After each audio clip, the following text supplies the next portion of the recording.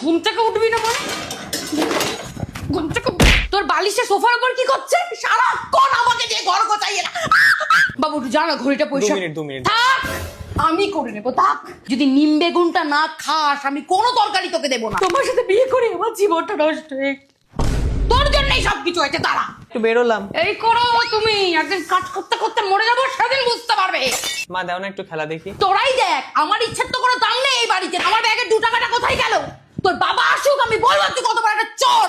ছোট ছোট বাচ্চাগুলো দেখ কি সুন্দর টিভিতে নাচ করছে, গান করছে, আর তুই তাহলে আমি একটু আঁকাটা শিখি। মেরে মুখ ভেঙে দেবো। পড়তে পার?